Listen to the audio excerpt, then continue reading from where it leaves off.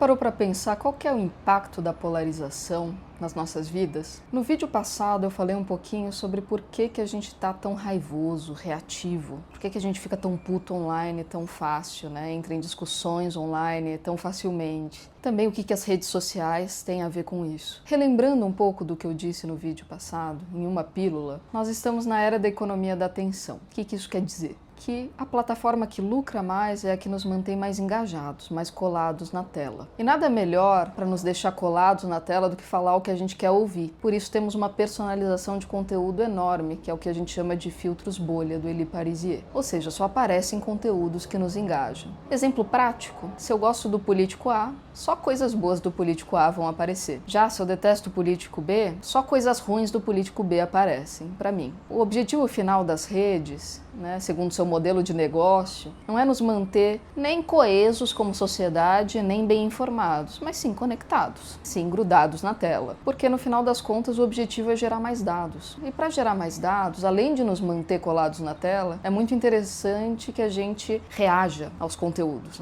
que a gente publique comentários, que a gente curta, que a gente mostre o tipo de reação que a gente tem, se a gente gostou do conteúdo ou não. Tudo isso vai gerar anúncios mais precisos, perfis mais precisos de usuários e, portanto, dados mais valiosos, mais vendáveis. Por isso, a gente está sendo induzido todo o tempo a reagir aos conteúdos. Isso se chama modulação comportamental. É modular nosso comportamento sem que a gente perceba para ter as reações que eles querem de nós. Basicamente, pink cérebro no laboratório, só que o cérebro era mais revoltado, Então, a gente é induzido a reagir a qualquer fato ou polêmica que apareça, entendendo ou não sobre ela. Até porque as redes viraram os tribunais da moral. E se eu quero me colocar como uma pessoa moral ou ética, qualquer que seja a minha ideia sobre o que é ser moral ou ética, isso tem que aparecer na internet, mesmo eu não entendendo nada do assunto. Isso leva a algumas consequências. Byung-Chul Han, aquele filósofo coreano maravilhoso, do qual sou fã, vocês vão ver eu falando muito dele aqui, tem um livro fantástico chamado Psicopolítica. E ele deu a esse fenômeno da gritaria online um nome maravilhoso, shitstorm, ou seja, tempestade de merda. Acho que nada poderia significar melhor esse fenômeno. Todo mundo berrando online, todo mundo discutindo sem profundidade alguma, todo mundo se sujando nessa tempestade e sem objetivo algum, sem fundamentação alguma. Outra questão séria é a polarização política. A gente está cada vez mais polarizado. A gente percebe isso no Brasil,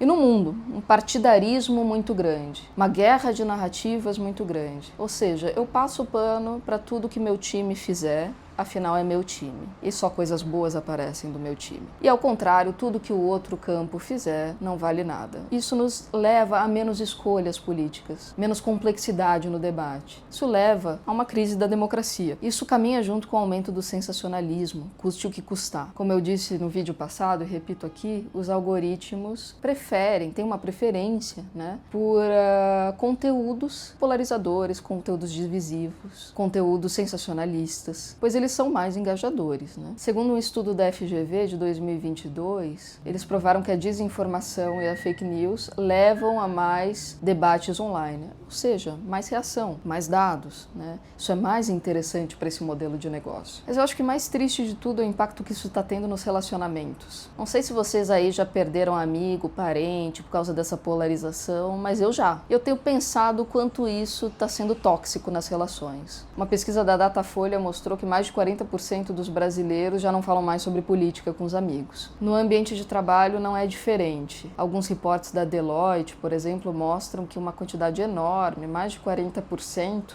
dos participantes da pesquisa acham que a polarização levou a silos, levou a grandes conflitos no local de trabalho. No Brasil não é diferente, as pesquisas dizem mais ou menos a mesma coisa. E isso não tem impacto apenas no campo profissional ou das relações, tem no nosso campo intelectual, psíquico, subjetivo, e um impacto grande. Todos nós estamos nos tornando fanáticos. Amos Oz, um dos meus autores preferidos, autor e pacifista israelense, dedicou os anos finais da vida dele a escrever sobre o fanatismo de ideias, E eu tive a honra de ir numa das últimas palestras dele aqui no Brasil, na Casa do Povo, e ele falou algo muito interessante. Ele disse: eu já conheci fanáticos de todo jeito, de toda religião, de todo espectro político. Ele disse até brincando, eu tenho amigos veganos que me comeriam vivo porque eu como carne. E o fanatismo, né, segundo ele, e o que eu penso também, vem de um lugar de colocar todo mundo numa caixa, de homogeneizar grupos, de ter certeza da sua opinião, certeza que a sua opinião é certa, sem flexibilidade alguma. Resumir as pessoas a uma hashtag.